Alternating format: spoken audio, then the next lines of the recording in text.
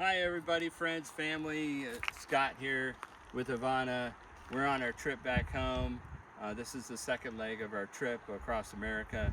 We decided that we wanted to showcase a little bit of the boondocking trailer that we've done a bunch of work on in the past, and so we want to get into some of the pieces of it, and we'll do a separate video of like some details, and then if we get any requests on extra things that are in the trailer, we can certainly do a video on that too.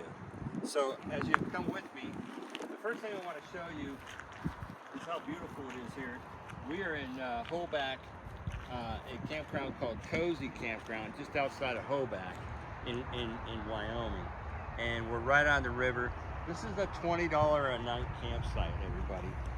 You have to reserve it well in advance or you're not going to get it. So if you want to come here, check it out. There's a lot of campgrounds up and down Highway 189, and it's a beautiful place. So let's get into. I'll show you what we've done, the work that we've done to the trailer. Originally, we purchased this trailer, which is a utility trailer that is has this box or shell put on top with some storage boxes on either side. When we purchased it, it just had a bed that was flat in here. It did have the porta potty. It had a couple other features, but they didn't really work. They were, they're very nice for what we needed, but we wanted to add a little bit more detail, a little bit more comfort, and some usability. So what we have is a full-size bed. What I did was I raised the full-size bed by about 3 inches.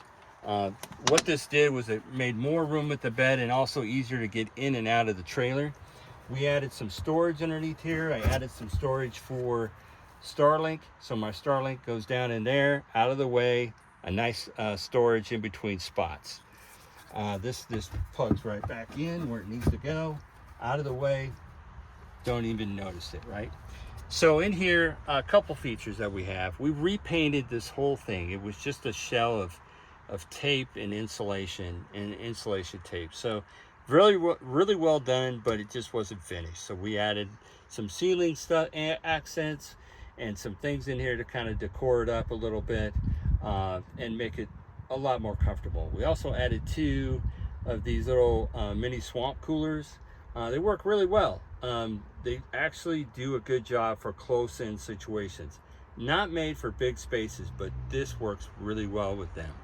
I added 2 power boxes at the back so we could plug in power as needed, and I'll get into the personal power source in a separate video explaining all the power for the trailer. It's rather integrated. I actually have port starboard, vital, and non-vital power, and it works really well for this trailer.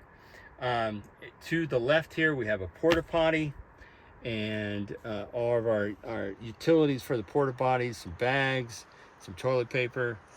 We did put in these curtains were here, but we've kind of cleaned them up a little bit, added some accent. And then behind the curtain here is a tube, and that tube is our heater source. And I'll show you the heater source separately as well. But it will heat the space with this diesel heater that we have. And then to showcase a little bit of the accents here, we put this boat decking down that stays down and it helps keep things clean, and it's just a really nice surface that's easy to clean, and it actually is not affixed permanently. I could pull it out, I could trace it and remove it for a different color if I want. Anybody have any questions on that kind of stuff? It's really a good product. It's made by 3M, and it's good stuff. Then we just put this little rug here, and then over to the right here is our power source, and that power source is VDL, and it's made by VDL. I'll get into a separate show you separately on what that looks like and how that connects and everything with it. Above that is the TV. We added a TCL TV integrated with Fire Stick and a Sony DVD player. So we have some old DVDs, and if we want to stop by Redbox, we could pick up a DVD when we're out and about. I added a little table, and then I added these accents, these walnut accents, to kind of give it just a little bit more color and a nice look. As we step back and we look at the outside here, this is a really nice use of a utility trailer. It's kind of a step situation where you can step out and you have something to step out onto. You can also sit here. We have this Lowe's bucket that we put all of our utilities, our towels, everything we're going to brush our teeth, wash our hair in. It goes in here. It's just kind of out of the way. It's easy to get to, and it keeps it wet in here instead of everywhere else. Over here we have this leftover accented box, little wire box that we put all of our shoes in. So as you go out and about, you know, in the wilderness or out and about boondocking, your shoes take a beating and they get discolored and dirty. Well, leave them out here and we get underway and they're in here and they're ready to go. All of our shoes, the only part of them are in right now. The other ones are drying from today. But with this just kind of real easy situation where we just put these up like this and it gets underway and they stay in there. We added these poles here. My brother Randy helped me with these poles.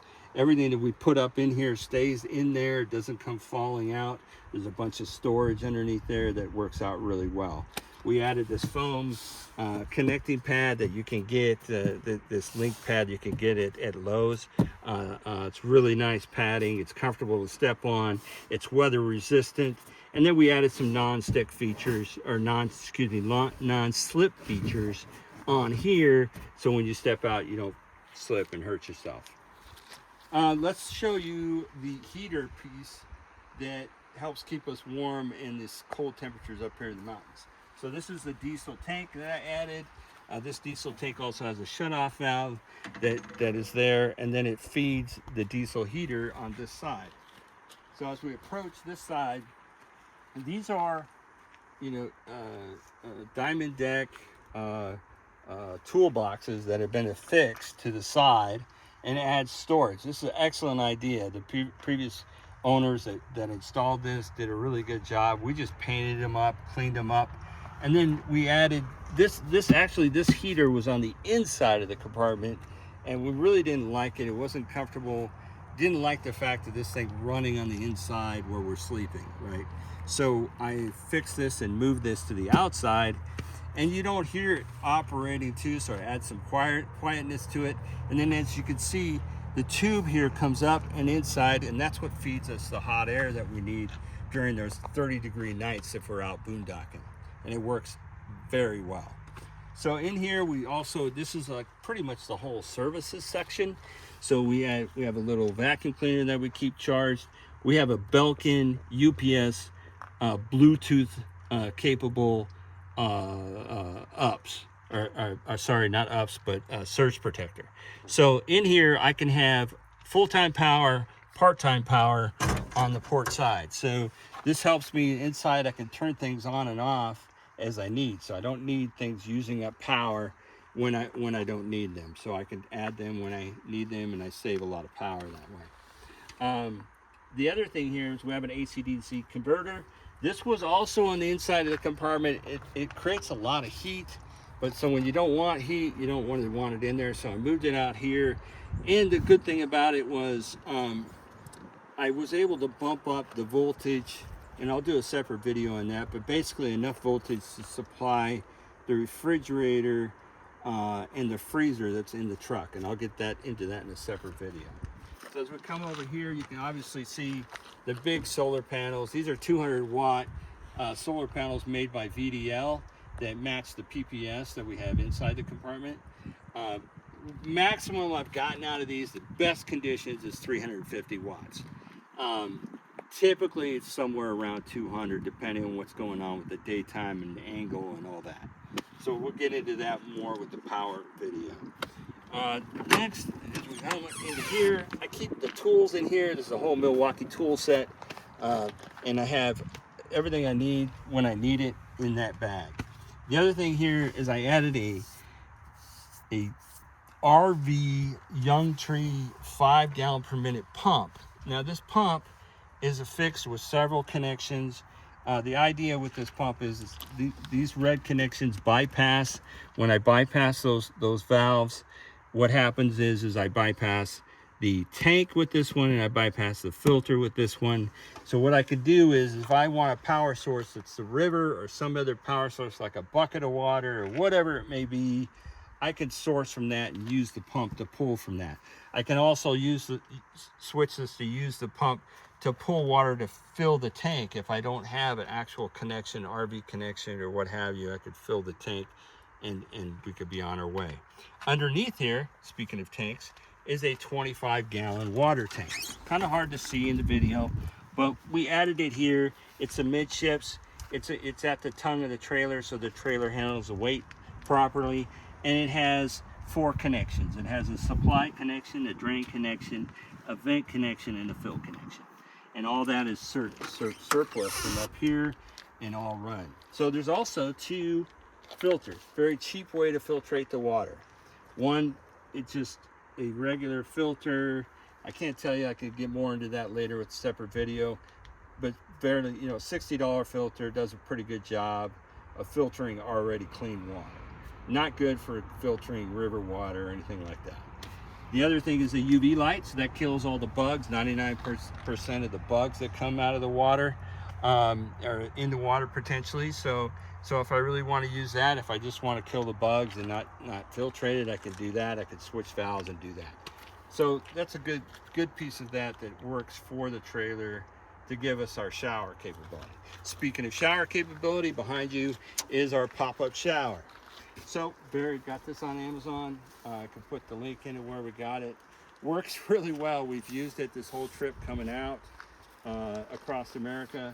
It's big enough for 2 people, and it's certainly clean enough. So the idea is if you have one of these, you want to have something in the bottom that you could stand on. I had just enough of this boat decking material left over from the install of the inside to make something to stand on, so when you're taking a shower, your feet aren't getting dirty and muddy. Okay, but then I just put a coat hanger up here, and that holds the shower head. Pretty simple, not hard to do. It just works. That's all you need to do is work. Back here, as we come off the shower just connects, and we can move the shower from this side to the other side, wherever we feel more comfortable in the camping situation that we're in. But I'll explain the connections for the shower.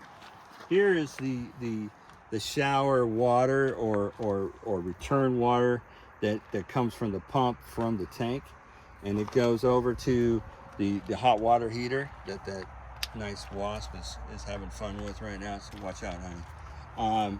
So the hot water heater is set up as a gas propane hot water heater. It's on demand, so as soon as I power up water, as soon as I use water, it kicks on and gives us hot water, and I can do a separate video on that too. The other tank here is for the kitchen. So let's go over and we'll show you the kitchen real quick. So the kitchen side, here's really where, you know, we just have a very simple setup. Again, these toolboxes were perfect for this. I mean, absolutely perfect to separate services and to be able to do things that we want to do separately with the boondocking. So, and cheaply, by the way. So like this little Camp Smith stove, excellent stove, very high heat stove. We run a separate line for that. It's high pressure. It'll heat water in about a minute. And does very well. We also have a little hot water pot, as you can see inside there, and an ice maker. You got to have your ice maker. Everybody's got one. For the most part, we can make ice for cocktails or whatever we need. And the rest of the kitchen decor and things that we need to cook with. We do have more stuff that fits in here, but we put it in the bear box. So where we are in Wyoming, bears are evident, and we need to put anything we actually cooked with, because it has that smell on it as well. We want to put that in the bear box along with the food. So all of our food that we're concerned with is in the bear box, including our utilities, pots and pans and such. So let me show you real quick on this side. The truck, basically because of the room and it's so micro, we needed a place for refrigeration. So if you could see, there's a cord, I'll get back to this, there's a cord that I run here that I built a connection for that's a DC connection, and I talked about the AC-DC conversion and having to increase the voltage, because these refrigerators like to be somewhere up in the 13 volt DC range. So we bumped that up, we made an adjustment to it, and then I made this cable, and that cable gets fed into the cab of the truck, and we have both refrigerator and freezer, and I'll get into these pretty quick. They're set power. Really pleased with these refrigerator and freezers. We started off with this one on the way out west on our trip across America, and we're so pleased with it. When you get into the size, we're full of all kinds of food in here. It's a 45-liter refrigerator. It has this separator compartment that when you put it in where it needs to go, it knows that this half is going to be freezer and that half's going to be refrigerator. And there's a whole bunch of videos online on that, but I will do a separate video really showcasing the capability of this refrigerator and how well it really works and what conditions it doesn't work well in. So we'll get covered that in a separate video, so stay tuned for that. We are so happy. We wanted more freezer room, so we bought a 17-liter set power, and this is a freezer refrigerator, but you can't separate it. We're using it as a freezer only. So what the nice thing is when you open that up, it's just freezer stuff, and that's what we need. We just need to be able to freeze some stuff and some stuff refrigerate. So that connection that I brought in is all fed in here. It's not running off of truck power. When I get underway, I feed a separate lines for truck power. It takes a few minutes to switch over. So I use truck DC vice power supply DC that's coming from the trailer.